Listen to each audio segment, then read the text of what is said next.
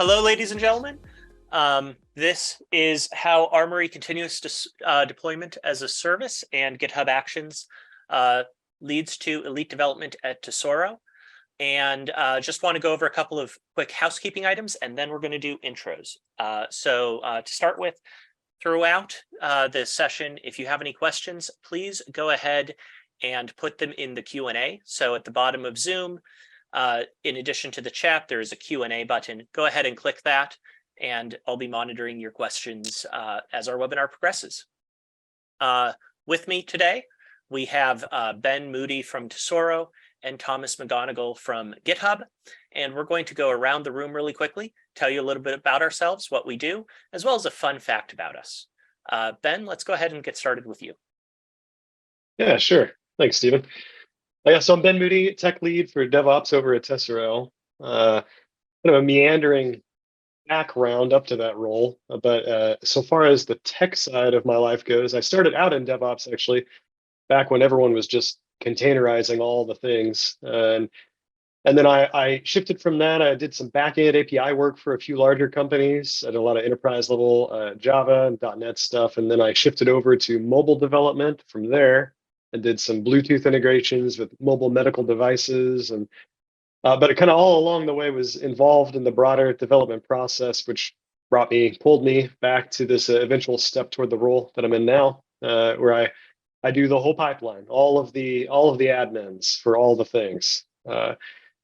And a fun fact, it ended up being fun. I have actually, I think, been lost in every major biome on the planet except for the ocean at some point in my life. Desert, cave, mountain, fort. Like I have tried to take these trips and ended up getting completely disoriented, and sometimes for a few days. So all of them turned out well and made great stories at the end. But that ended up being a fun fact.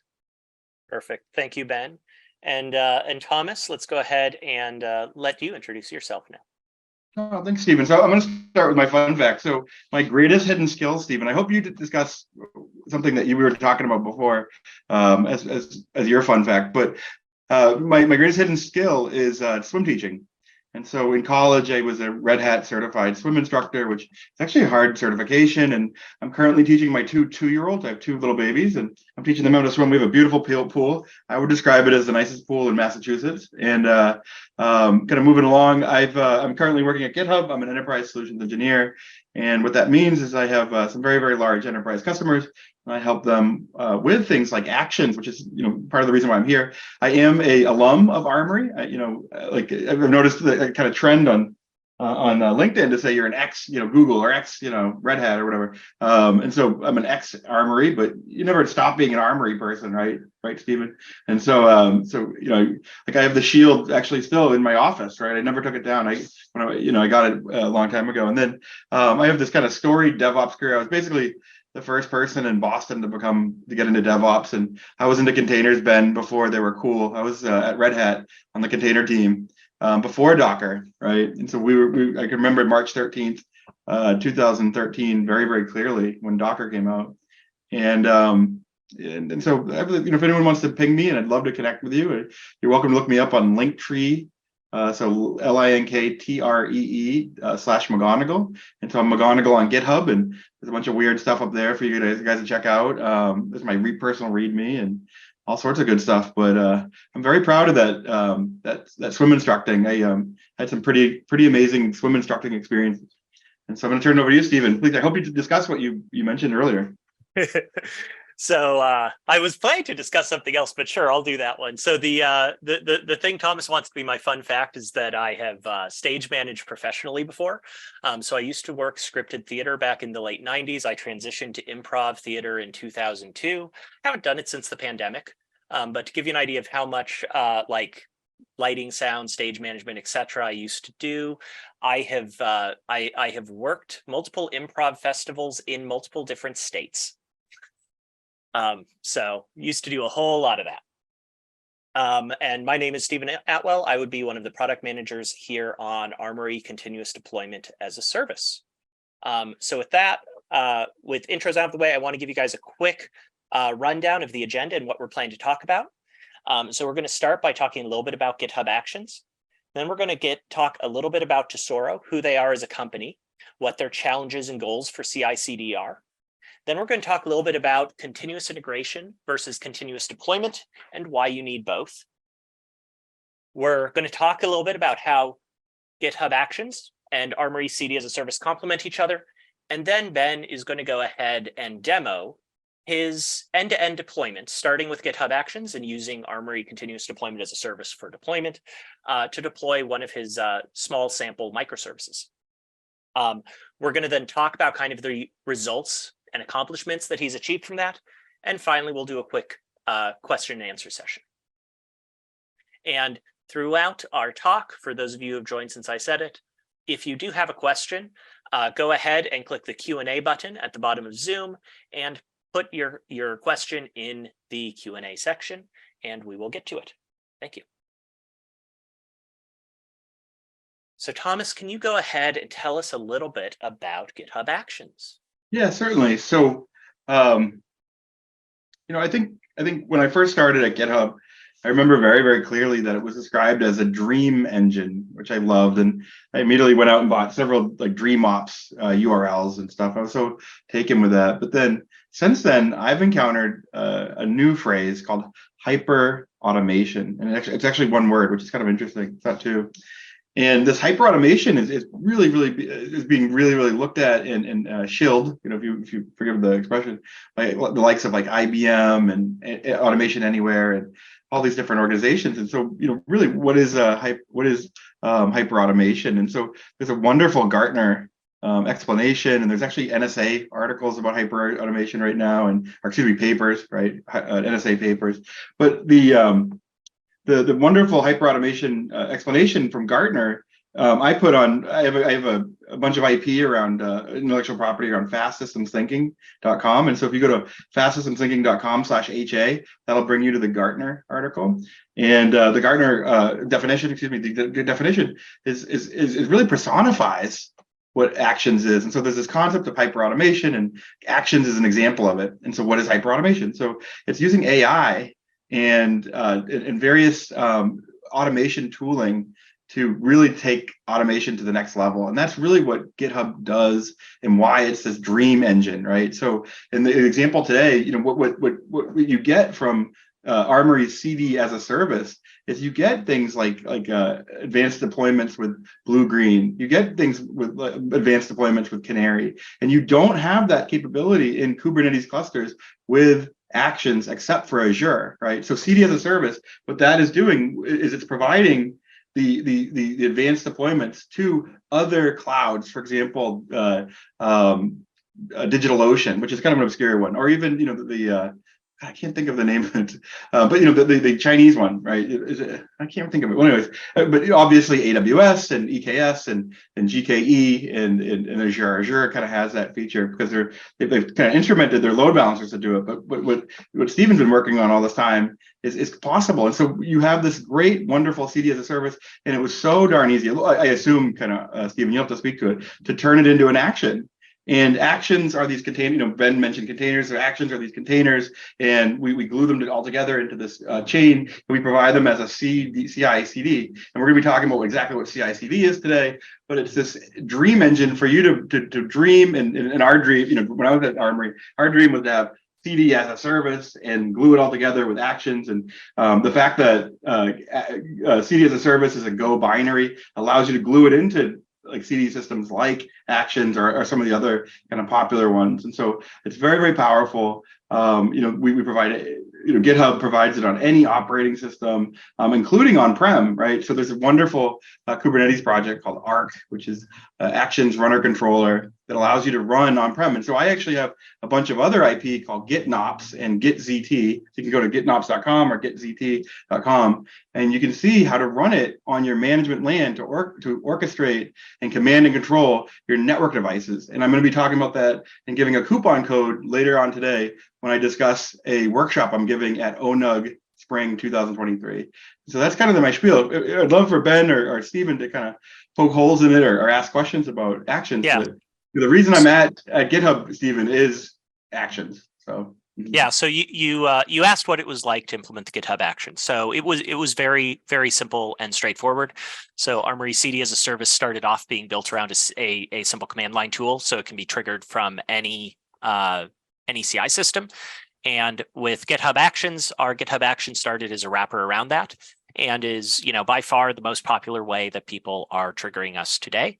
And it gives you basically all of the flexibility and power of that command line, all from within your GitHub Actions workflow.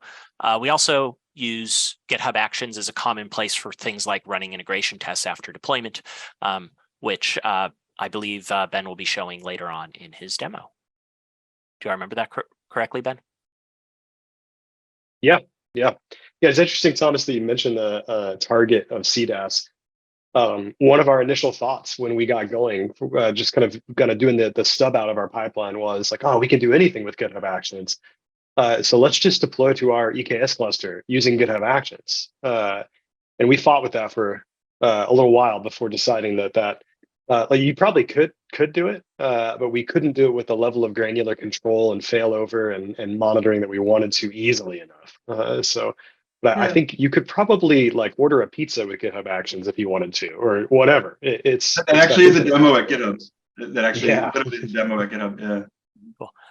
So now that we're talking about Tesouro, Ben, could you tell us a little bit about Tesouro? How big's the company? Where are you? And then we'll move on to talk about some of your challenges and goals. Yeah, sure. Yeah, so we're a startup in the payments space. Tesouro is, I think we're just entering our second year of development, and we've got a lot of traction, a lot of product already built out, actually. But there's some parts that are still very much under construction, and that's the side of things that has led us to put the emphasis we have on CI/CD that we're going to talk through today. We're about I'd say about 20, 25 people at this point, still growing a little bit this season as a team. And we've got enough work left ahead of us that we try to stay as quiet as we can about it. But we're getting pretty excited about what's coming up. Yeah. And we're scattered. We're based out of Indianapolis, Boston, Miami, Cincinnati, kind of all over the place. And can you tell me a little bit about kind of what your goals were, what you were trying to get out of both GitHub as well as Armory? Yeah. So I mean, the baseline for this boils down to we're a startup, which anyone who's done that before understands that comes with a set of limitations, constraints, imperatives that you've got to keep your eye on. We don't have the same sort of flexibility that maybe a larger more established organization would have to try things out, make errors, roll things back over the course of years. So this list that we have here: faster development, enable innovation, easy compliance, minimize the blast area. That is like a layer of detail under what I have typically called the 3 laws of DevOps for Tesouro, which are make it easy, don't break it, and fix it quickly when it inevitably breaks. And that has to be applied through the whole SDLC, the whole development lifecycle.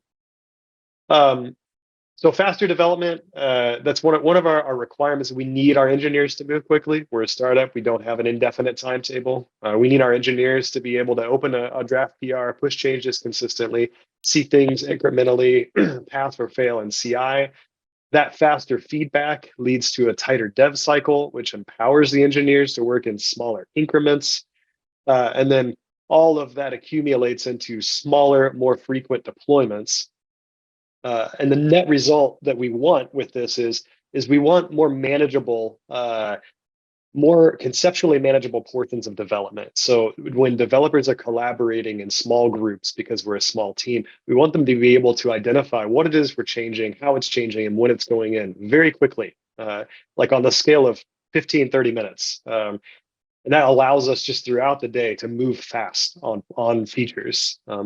We wanted to enable innovation, which falls back on a strong CI/CD pipeline for checking risks, giving feedback as a part of the pipeline to show weaknesses, kind of on the scale of within minutes rather than days.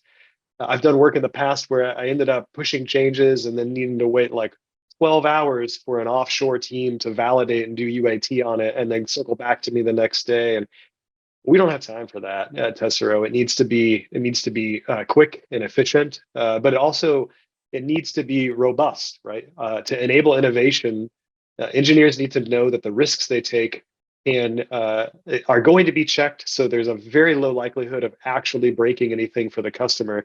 But in case it does, it's very easy to roll back without a lot of feature loss, which again touches on small increments for us.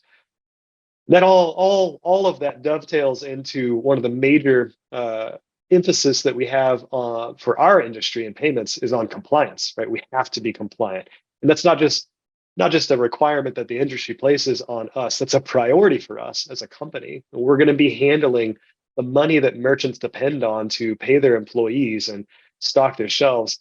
We can't have issues there. Security is at the front line of what we do, and so we have to have a simple, straightforward way of identifying what changed where, by whom, when, and what's actually running in production right now. And if you can see all of that very easily, then you can monitor it easily, and you can keep control over it easily. And then kind of the ultimate result of all of that is, if you're moving quickly, frequently, in small increments that are highly visible, then the blast area for changes is minute and simple to identify. We don't do these long, drawn-out, esoteric root cause analyses at Tesouro. If something breaks, we generally are able to say, well, it was this PR, this commit 5 minutes ago that went in. And Ben, yeah. You've also described to me before some of the things you're doing with Canary deployment strategies and Istio in order to further reduce that blast radius even beyond the PR affecting kind of all of the payment transactions. Can you talk a little bit about that? Yeah, sure thing. Yeah, so a part of the pipeline that I'll demonstrate, hopefully, as it all unfolds, is we use Istio for our service mesh inside our EKS clusters, and we wanted to be able to deploy through stage and do all the integration testing and all of the pressure testing there. And then if everything passes, we want to deploy to production. But what we have to avoid when we deploy to production, because we're such a high volume environment, is quickly turning over 10% of the traffic to the new Canary. So we actually use Armory's CDAS configuration to ratchet up the amount of traffic coming into the new deployment 1% at a time. And then we run Canary analysis on that to ensure, we give it 1%, wait a little bit, watch what happens, give it another percent, wait a little bit, watch what happens.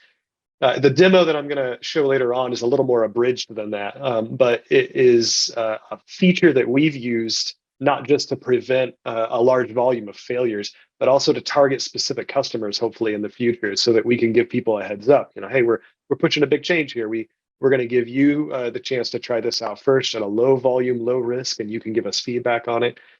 So it's really been critical to keeping our production environment safe and sound. Perfect, thank you. And can we talk a little bit about some of the challenges you had at Tesouro and how how we helped with that at a high level? Yeah. So limited resources comes with the startup territory, right? We're up until just a few weeks ago, I was both the DevOps tech lead and the DevOps team all in one. And we've luckily hired a great guy on as the second DevOps person now. But we don't have room to take on a whole bunch of integration load. We also don't ever want to buy more than we need, and we don't want to take longer than we need to do things. So limited resources, process and tooling. We want to build something new, kind of the best way that things are built today. Right? We can't afford to use outdated processes or tooling because we don't have time to change it in the near future. We also want to avoid over-engineering things because we don't want to end up with a bunch of overhead that we have to maintain that we didn't end up needing. And that sort of both of those feed into this technical debt point. We cannot implement half-baked, hacked-together solutions right now. And then inevitably what you end up doing is then trying to handle those or correct them while you're trying to scale the company. And it's really difficult to do both of those at the same time. So we didn't want to do that. And then the fail fast, fix fast side of things kind of relates back to the innovation point from earlier. What we build has to prevent us from that long grinding root cause analysis and those deep kind of hairy debugging sessions. Nobody wants to do that. That's a recipe for burnout, especially when we're working as hard as we are right now. We also just don't have time to do that. Every minute we spend trying to figure out what went wrong is a minute that we can't develop a new feature, which is more cash that we're burning. So we've really put an emphasis on efficiency. And Armory, and I can speak to this a little bit more detail when we get into the demo, but what Armory and GitHub Actions let us do was begin quickly without giving up the eventual granular control over things, and layer on complexity and requirements as we needed it, and do all of that very straightforwardly, right? Like the getting started process was so easy. It let us put our pipeline in place and keep developing and develop the pipeline at the same time. So. Thank you. So now we want to talk a little bit about the difference between continuous integration and continuous deployment, and why you need both. Thomas, can you start us off by talking about continuous integration through continuous I'd love deployment? to. Thank you, Stephen. So I didn't mention it in my intro, but I did work at CloudBees, the Jenkins company, and I supported their software in pre and post sales for a number of years. And that software is Jenkins, right? They're the ones that kind of invented the CI concept. So like if you go to their website, it's Jenkins CI, right? And then later on, they got into CD. So what's going on with the CI? So Jenkins was originally the Hudson project. It was built at Sun Microsystems. And the purpose of it was to build and test Java software. And so, is Java the only player in town? No, there's even like, interesting Java derivatives that, compile down into to the JVM, or compile into bytecode that the JVM can utilize and so forth. And so building and testing software has become really complex. But I want to make the point that I've always found, especially with my experience at Armory, that CD is actually the much more complex part of the chain, right? And so we could discuss that, but really all you're doing with CI is building and testing that software. And if you have multiple projects, or you have, in a microservice architecture, you don't have to use the same language, right? You can have each of the components kind of cherry picked, and each of the different parts of the microservice cherry picked for a particular role. And in that case, you have to have CI processes that build and test your software. And that's basically it. Stephen, did you or Ben have any kind of comments or feedback about my definition of CI? Yeah, I definitely agree with that. So I kind of think of CI and continuous delivery as being build, package, get the artifact in an artifact store. It could be downloaded by someone. But then there's this whole other set of things when you want to start downloading that, deploying it, and actually giving it to your customers. And that brings us into the continuous deployment space.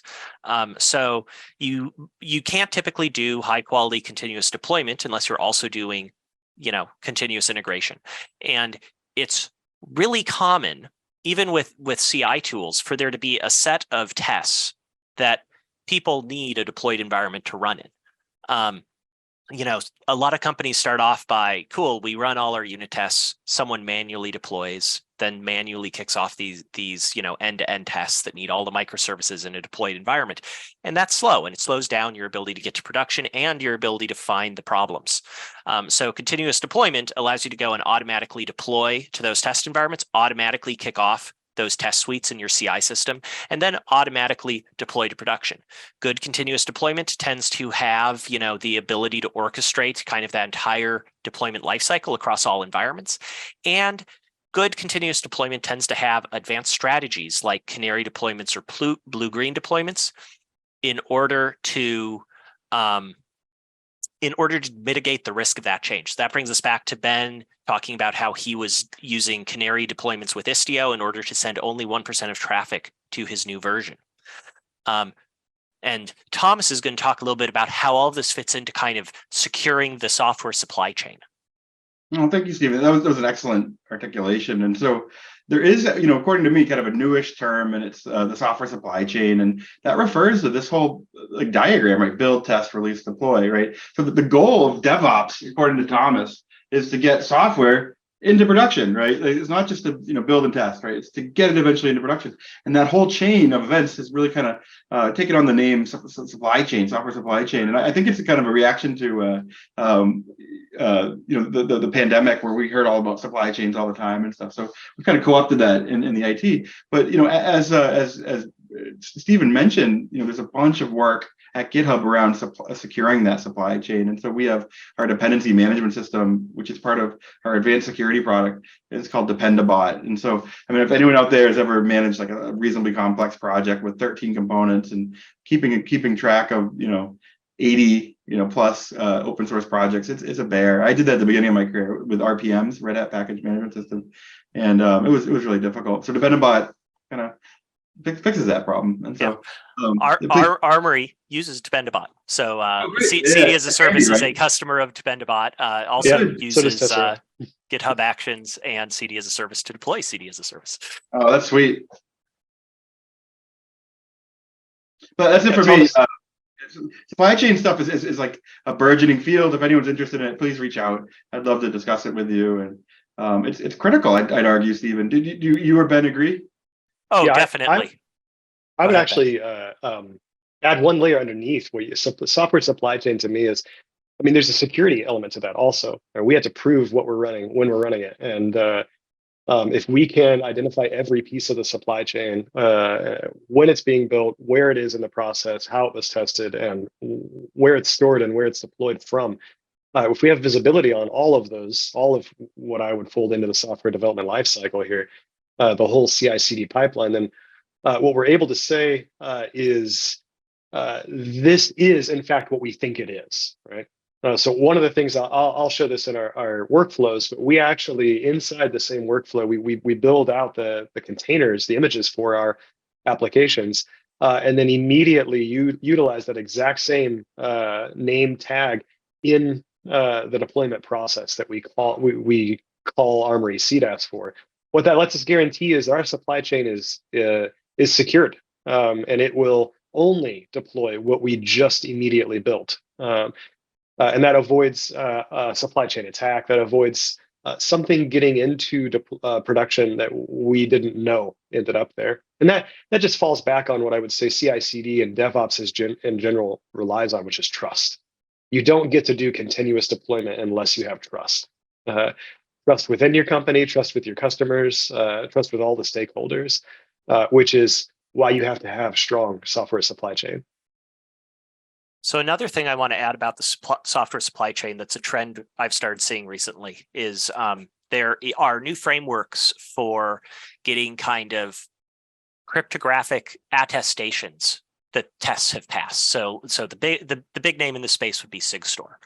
So we do have customers who, we talked about using CD as a service to deploy those test environments and run the tests. We have customers who are using frameworks like SigStore in order to add attestations to Docker images saying, hey, this passed, such that their production clusters will not allow any Docker image that don't have those attestations as passing to be deployed in the first place, which allows you to enforce some of this, even if you're not doing everything fully automated yet.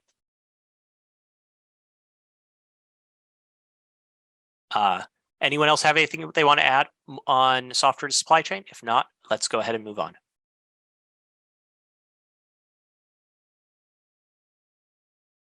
Cool. So Ben, can you tell us a little bit about kind of how you use Armory and GitHub Actions to provide yourself with best-in-class CI and continuous deployment, and kind of what each one is doing? Yeah, sure. So we landed on Armory and GitHub Actions for all the reasons that I went through. Like I said, it was a short journey at the beginning. We tried a few options, kind of did the architecture decision record thing and cross-compared. And so what we ended up with really was, in summary, because we needed to get started. It had to be straightforward. It had to be easy to use and easy to change and adapt to our needs.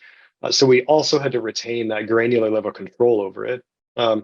So GitHub Actions was a natural choice for us because it gave us the ability to layer on complexity to our CI as needed and as things expanded. And a good example of that is we began by deploying our microservices. Partway through last year, we stood up all of our databases. Well, then all of a sudden we have to handle database migrations as a portion of that process. So we folded the database migrations themselves into the deployments, and those deployments now run as init containers for us. So we had to add a step to our GitHub Actions to create those images also. And then we had to incorporate those images and security for those into the process. So CI though is not enough, right? Once we did all the building and testing and everything, then we kind of wanted to sidestep the artifact storage side of things. I've been in a software development lifecycle process before where there was literally somebody who had to take a clipboard down the hall and get the signature of an executive before then you could go pull the artifact and work through the development and configuration process in the production environment. I mean, that goes against all of our requirements as a startup. So we landed on CDAS for a lot of reasons, but many of them, and the primary ones, are similar to what I just articulated for GitHub Actions. I mean, it was straightforward to implement, and I could add it as a step in our GitHub Actions. Once I had it running, I mean, I took our sample app at the time and I deployed it like a few hundred times within an afternoon, and it just always worked. It was really easy. And the beauty of that was that I could take that back to all the developers and sort of the folks making key decisions in the company and say, hey, look, this is easy. We can develop this as it develops, and we don't lose any future control over it as we go. So then CDAS kind of became the natural next extension of GitHub Actions for us. We already had CI. And so this was another piece to the puzzle. We didn't need a whole new CI/CD platform. We just needed continuous deployment, but we needed it to be really good. And Armory delivered exactly that for us. Perfect. So Thank that's you, kind of Ben. how we ended up with the pipeline. I was going to say I can demo some of this. I could probably get in and actually show some things if that would be. Yes, let me go ahead and hand the screen share off to you so you can demo kind of how Tesouro is deploying their services today. All right, as everyone knows, a live demo comes with its risks. All right, let me see here. Okay. All right, so I thought I'd show here. I mean, this is our stage environment. Prod's the same, but I've got sort of one of our microservices running here, and we just do 3 replicas on each of them. But the key thing here is to pay attention to the hash at the end, because that's what's going to change as we do the deployment itself, right? So I've got, let me just push up a quick change to keep it simple. How about a white space in the README? That'll be nice and simple. Yes.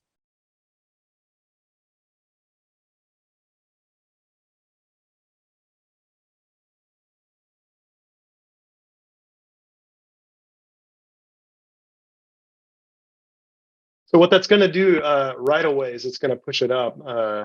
And here in a few seconds, we should see, yeah, it's going to kick off our pipeline. This is maybe a 5-10 minute process. I can talk through some of the components in it while they're running. Some of them are pretty familiar to most folks, right? You do the versioning. Semantic versioning for us was the way that actually inevitably becomes the tag that gets applied to the end of our images. So the version of the software that's stored in as a NuGet package is the same version of the image that's built, is the same version referenced inside the software. And that allows us, again, to do this sort of compliance auditing across the board. After it steps through that, it's going to, here, I'll just show the workflow file. It's more exciting. It's going to do some integration testing. So it'll run through and run the whole code coverage and integration testing through our .NET. It builds that and does that locally, actually using some Docker Compose CI files that we put together. So it's going to move on from that. It's going to build an ARM64 Docker image. We actually have a third party we use for this because up until recently, one of the things feature requests taught us, we would love to use ARM runners through GitHub. But right now we've got to use our own for that. We build our ARM64 microservice images, and then we actually push those up to GCR and post a summary to the workflow. And then what that's going to do, this is also the database migration image that we built. This is one of the steps that we added on after we got started. This is, again, allowing us to layer in complexity as we need it without requiring us to rebuild the whole CI/CD just to get the CD side of things. We create a release, run some functional tests, and then we create an SDK. And then this is the exciting part for the Armory folks. We actually just call into Armory's action here. I can show this. One of the things that GitHub Actions, side note, one of the things GitHub Actions allowed us to do was standardize these build jobs across all of our microservices. So we get to co-locate the workflows within the repos, which gives engineers visibility on what's happening to their software in the pipeline. But while we're doing that, we also maintain a library for all the microservices that they all reference.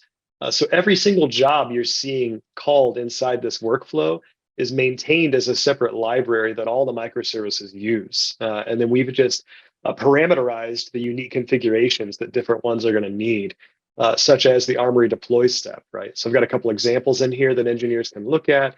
And then the action itself, which takes in a bunch of data that it needs. And then it sets up customize. It actually is going to bake the manifests for us. And this is where we pass in the specific version tags and image name tag combinations that prevent software supply chain attacks for us. And then our deploy step, and this is what I meant by straightforward, is very simple. We hand those manifests and the Armory configuration off to the Armory deploy action, and it kicks off the whole process for us through Armory CDAS. This looks to me like it's still in the functional testing side of things. You can see we're pretty under construction there. So I actually, I'll give you a sneak preview. We actually modified this pipeline. I'll show you why at the end. But when it gets to the production environment, it's going to do the Istio service mesh incremental increase of traffic, and then it's going to run a canary analysis against it that will actually halt the deployment. Or it should. And then you'll see it gets to automatically roll back after that. Stephen, Thomas, any questions about that before I can pivot off and maybe get into a little bit more of our Armory configuration? But I want to fly through it. Yeah, so you were talking earlier about being able to run an ARM image via GitHub Actions. Thomas, do you have anything you can share with us around, capabilities there around GitHub Actions and ARM? Yeah. If anyone's familiar with the QEMU, I don't know how to pronounce it, QEMU virtualization, I assume that's what you guys are doing. So that's really the kind of the go-to right now. GitHub Actions does support Mac OS, and it does support Mac OS ARM, right? And that's through a third-party service. I can't remember the name of it. If anyone is interested, you can reach out to me. It's a very cool Mac-based cloud. Anyways, and then on the other side, Windows and Linux, namely Ubuntu, that's hosted in Azure, right? So that's leveraging the Azure infrastructure. And as Ben pointed out, there's no native ARM on the Linux side, right? So I can't speak to the details of when that'll come out or if it'll ever come out, but the workaround is to use this virtualization. I get the sense Ben is already using it. Yeah, we started out with QEMU, and to be honest, that added a lot of time to our workflows, and it wasn't an ineffective solution. It worked, but it added time, and we were thinking, how can we shave that off? So we actually have sort of conscripted some ARM runners that we run on the hardware themselves, and we prioritize what gets to do that and what doesn't. But, so the images are built, and you can see the bake and deploy step here is running. And if I pivot over to the Armory console, you can see it started this deployment for us. Oops, wrong one.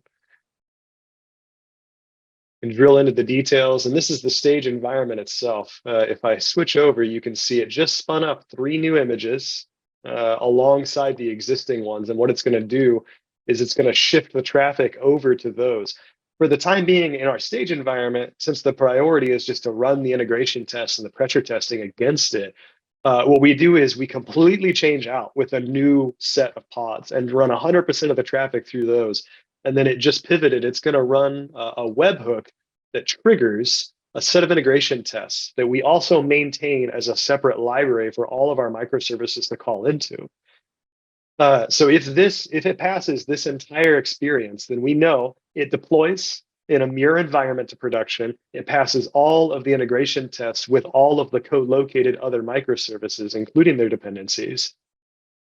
It can successfully handle all of its external dependency requirements to the access to the databases, Auth0, everything, anything that it needs, which gives us a whole new set of confidence when we move on to production. Right? So these integration tests are going to pass. Yep, there they go on queue. And then you're going to see it shift over to prod. So if I shift over to prod in our environment, what you're going to see is it's going to steadily spin up a new set of pods. And it's just going to replicate the number. Our base replica set right now is just 3, again, startup. But it's not going to shift 50% of the traffic over to them, though, based on pod ratio. It's going to use the Istio service mesh integration that Armory CDAS gives us and only stream 1% of the traffic to it. This is tracking along the way. You can kind of hover over and get more detail as you want. But you can see, I just lost my connection here. You guys will get a sneak peek into the full cluster.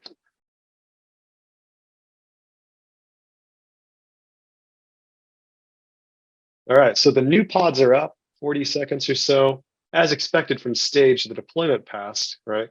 The readiness and liveness checks have passed in the cluster. The Kubernetes API kind of gives us all that configuration. So then it streams the 1% of the traffic over to them. It's going to pause for 20 seconds. We found that given the amount of dependencies and external integrations we have on our pods, it's good to let them both fire up, pass their liveness and readiness checks, and then also run through the other set of more or less, hey, are you there checks that they do to the Cassandra, Postgres, RabbitMQ, Kafka, all of the other things that we use. All right, now here's the canary analysis step. More or less, what this is doing is this is actually calling out to our observability platform, New Relic, and it's going to run some queries against these exact pods based on the deployment hash that you see here. And it's going to check for some missing pods, network errors, CPU, memory utilization, just some base level stuff that we want to say, hey, at 1%, all of this should definitely pass with flying colors. So that succeeds. It steps up the traffic. Like I said, this is a little more abridged for the sake of the demo. It's moved it up to 50%. And then it's going to run the second batch of canary analysis on here. You can actually drill into this as it goes. This one was iffy. This is probably about a 75% failure rate for this. It relates to an external connection that we're working out right now. I thought it was a good illustration of if it passes, then it automatically rolls forward. If it fails, you're going to see it automatically roll back. And it passes. There it is. So then once it's finished its canary analysis, it's going to ramp the traffic up to 100% and then eventually swap out the pods altogether. And leave the new ones in and exit the old ones. And then if I go back, you can see that the deployment status updated to success and the entire workflow passes right here. And the whole process, if I roll back, I can check 10 minutes. 10 minutes from a sort of a simulated merge to main to a new feature being deployed in production. And that's with all of the pipeline checks incorporated. Perfect. So Ben, before we move on to talking through your results, we've got a couple questions off your demo. The first question comes from a Thomas McGonigal in the audience. I'm going to let him speak and ask his question directly. Yeah, I'm impressed by your workflow. Are you on a Mac or is this a Linux box? My local setup? The one you're demoing. Yeah, this is a Mac. Mm-hmm. This is Mac. So I get the full picture, but in your browser, what was that left-hand column that you had? That's really cool UI. This is Arc. Arc is the browser company's new browser. I scored an invite to their I don't know if they're calling it a beta or not, but yeah, this is my browser of choice right now. Woo! Thanks, man. Yeah. Thank you. Cool. So then I had a couple questions for you as well. So you talked during your demo about using webhooks in order to run your integration tests. Oh, yeah. And a lot of products support webhooks, but they typically like keep a network connection open the whole time. And Armory supports both that as well as asynchronous webhooks. Can you share your thoughts on, for kind of your deployment pipeline, the advantages of asynchronous versus synchronous webhooks? Ooh, good one. I mean, for where we're at with it right now, it's synchronous. It calls out and then it sits and waits. The reason for that is we don't actually want it to move until it has heard the results back from this. So we want it to fully deploy, and then its job in stage is to sit there and get tested before it moves on. Kind of like after you get your allergy shots or something, they make you sit in the room for 30 minutes to make sure that you don't have a reaction to it. That's what we were hoping for with our integration tests right now. Yeah. And then maybe a day in the future when there's some rationale for calling out and doing some asynchronous webhooks, we could record some data and pass that to a backend store that we want to use about our deployments. That was a thought that we had. Well, and even in your current state, you're passing a URL to GitHub Actions that it's calling to at the end of your workflow, such that we're not keeping a network set connection open that whole time, such that it's resilient to network glitches and things like that. Are you not? That's true. Yeah, you're right. Okay. Yeah, so this is pretty robust. A couple of weeks ago, one of the things that we ran into, there was some GitHub Actions outages a couple of weeks ago. They had some service interruptions. And along the way, what we found is it was pretty straightforward to us to keep with our Armory deployment pipeline without much interruption. Our jobs ran long. They would sit and wait for runners to pick up each job along the way. And despite the increased time, we didn't see interruption in deployment the way that we would have if everything had to be constantly connected and communicating to each other. Perfect. So I'm going to go ahead and steal back the screen share now, if that's okay. And let's go ahead and talk through some of the results that you've been able to achieve using Armory CD as a service, as well as GitHub Actions. Yeah. So these are classic DORA metrics. I can step through these. You want me to kind of go through these one at a time here? That's where I would be inclined to start. If you'd like, I'm happy to give a definition of each as we go. So lead time for changes is basically, from this time you start your deployment pipeline. So, commit until that code is in production. On average, how long does it take? Yeah, so our largest, on average, I think we're at about 8 minutes.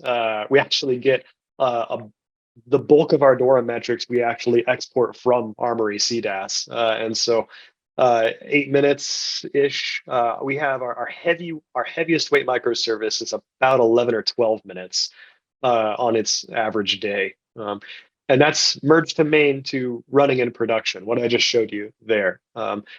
One of the things that we have this dream goal at Tesouro's DevOps, which is engineers should be able to merge to main and go to bed. They should be able to finish their day, merge to main, close their computer, go play with their kids, hang out with their family, spend time with their friends, and not sit there babysitting a deployment that's going to take 2 or 3 hours. So part of this, keeping this lead time to change so low, is quality of life for our engineers, and then minimize blast radius for our consumers, our customers. But yeah, about 8 minutes at this point. Perfect. So then let's talk through your change failure rate. So the change failure rate is the percentage of times when Tesouro starts deploying code and something goes wrong and it needs to be rolled back or rolled forward. Well, so this, like I mentioned earlier, we have days where we're more under construction than others. So sometimes it's kind of a hard hat only area. You'll see our change failure rate spike. But most days, things that actually make it into production that are broken, it's pretty low. I think, we're about 4.5% right now. It kind of fluctuates, I'd say, between like 3 and 6-ish, usually. And then when we are breaking it, it's on purpose. We were just testing an API contracting tool some time ago. And that's part of what you saw those failures in our pipeline for. We knew it was going to break, so we purposefully allowed it to deploy. But our typical failure rate is pretty low, which again feeds into that, lets us have a lot of trust in our pipeline and trust with continuous deployment. So that brings us to deployment frequency. So this is, kind of how often Tesoro is deploying. So you may recall earlier when we were talking about goals that one of Tesoro's goals was being able to ship small changes to decrease the blast radius more frequently. So how often are you deploying code to production these days, Ben? Yeah. Yeah, I think this number has gone up actually since I got these metrics over to you.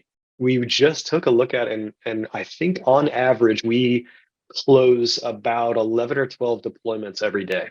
And that's moving pretty slow, I would say, because we've got some larger portions of the system that we're working through, and they're still in small increments, but probably a little larger than they will be eventually. But yeah, I think per microservice it may average out to 4 or 5, but across the board, I would say we're shipping updates to the production system as a whole on the 10 to 15 times a day scale.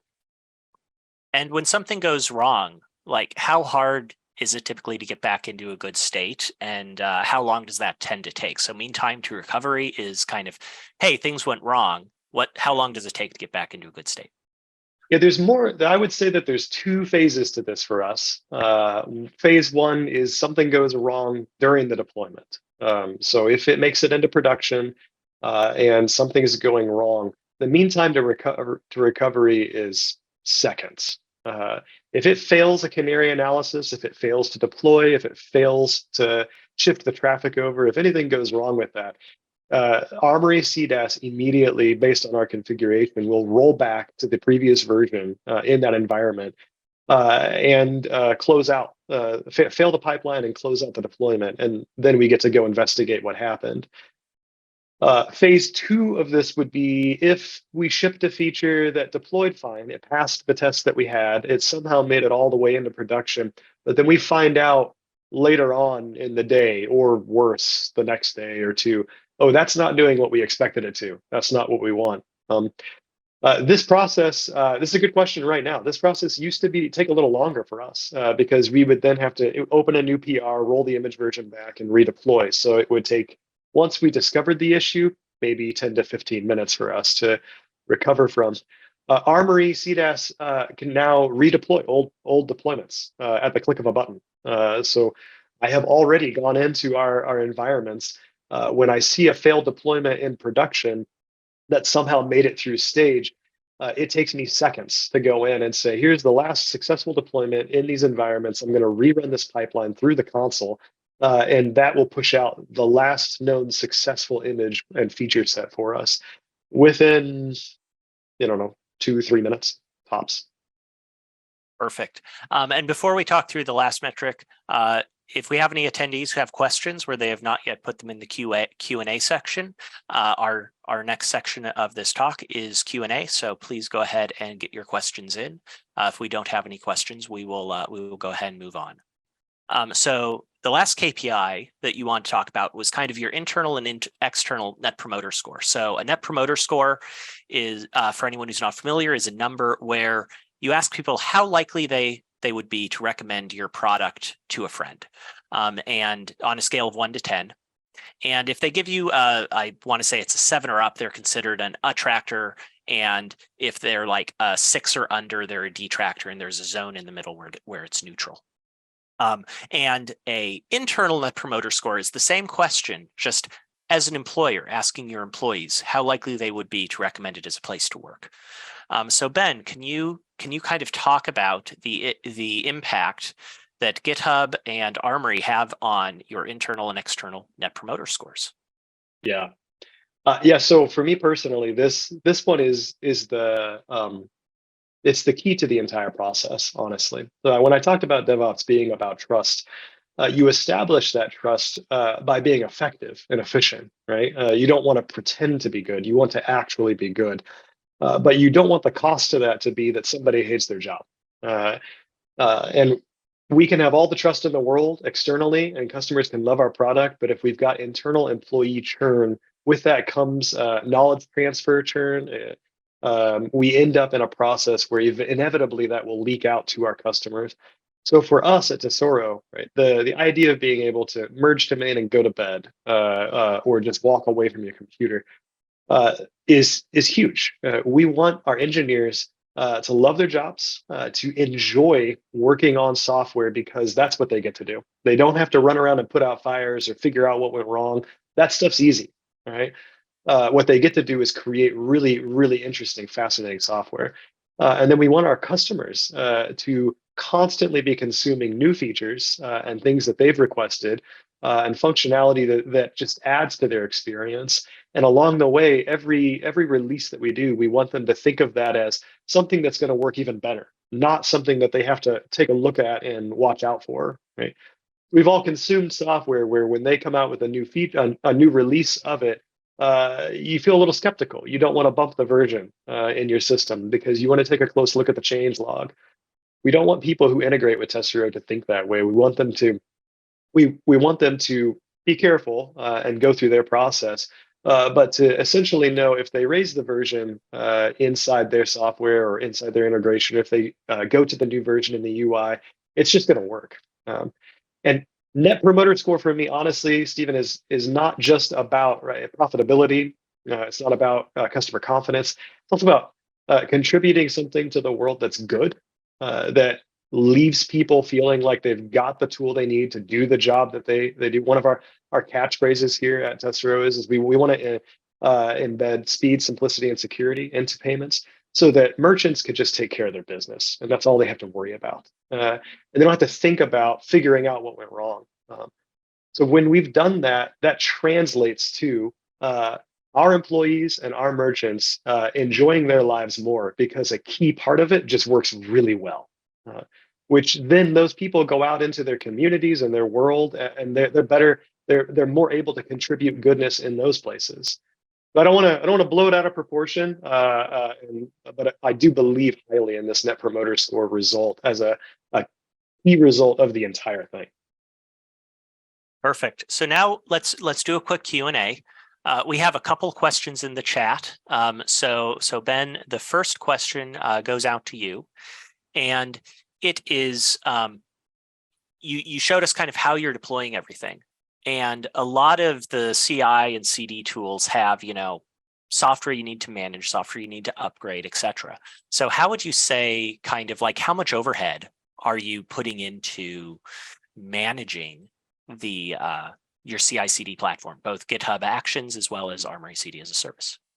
Yeah, that's a great question. That question was all the way back to sort of our needs and challenges, was at the heart of our choice for GitHub Actions and Armory CDAS, and will always be on the table for us. So some of the options that we attempted before we ended up where we are now, we actually had a lot of overhead. And again, right at the time, it was just the DevOps team consisted of Ben Moody and an awesome set of engineers who were completely capable of doing everything I was doing, but needed to write the software. And so I couldn't maintain a whole bunch of different tools and integrations on my own.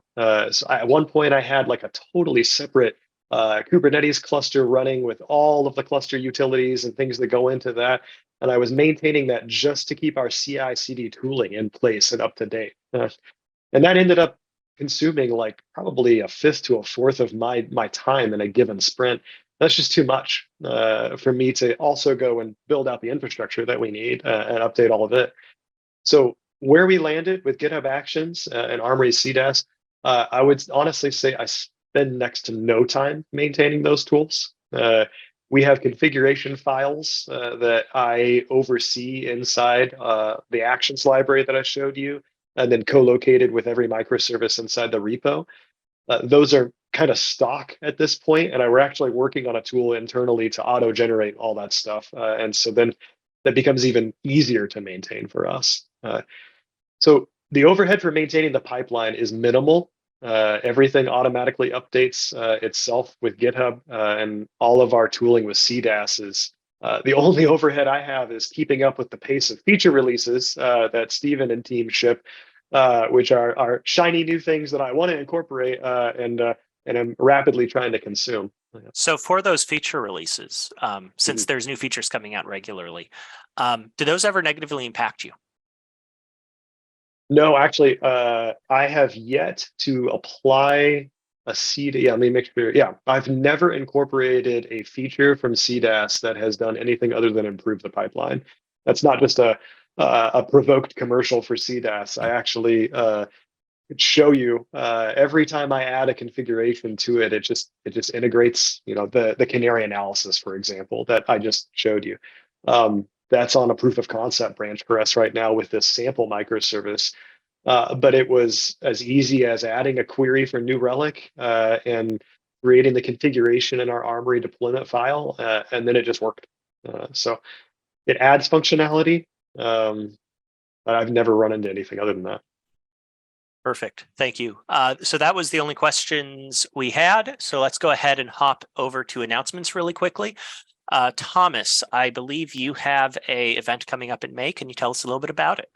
Well, thank you, Stephen. Yeah, so in May, I'm going to be doing a hyper automation workshop on network automation with GitHub Actions at ONUG, the Open Network User Group meetup. Excuse me, not meetup, Open Network User Group conference, the spring 2023 one. If anyone's interested, you can reach out to me. But I put Stephen very graciously put the coupon code here. It's S23 TM20, and I've been basically before Armory, I was completely focused on network automation and this hyper automation stuff, and the stuff I'm doing with GitNops that's what I call it. So it's supposed to be like a riff on GitOps, the Kubernetes workflow management. So GitNops, managing network devices and zero trust networks. And throughout this call, with Ben, he kept bringing up trust, trusting everyone and so forth.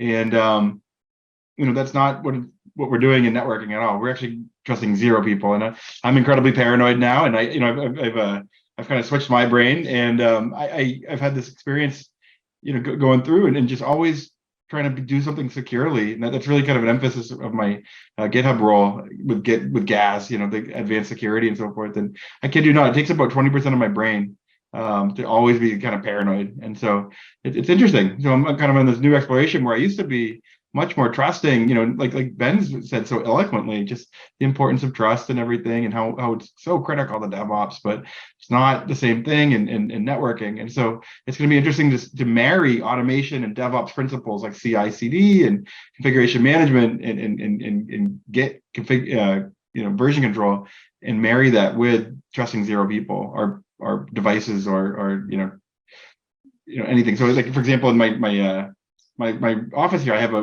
Fitbit scale, and so the Fitbit scale is going to be zero trusted eventually, right? It actually is right now in my network, and so we don't trust that Fitbit scale, but we have to, right? We have to trust a scale at some point, otherwise we'll never lose weight. So it's been such a pleasure talking with you both, and just kudos to you both. You both are obviously consummate pros. So that's a huge compliment for me. So thanks again, guys. Perfect. Thank you, Thomas. And I have a talk coming up in Vancouver, also in May, on GitOps approaches and trade-offs at the Continuous Delivery Convention, or CDCon, plus GitOpsCon. And to our audience, thank you very much for joining us. Thank you to my fellow speakers for joining us as well. And if anyone in our audience wants to try out the software we talked about here, GitHub Actions, I'm pretty sure everyone's already using and familiar with. And if you haven't tried out Armory CD as a service, you can get started for free at armory.io. Thank you, everyone, and bye.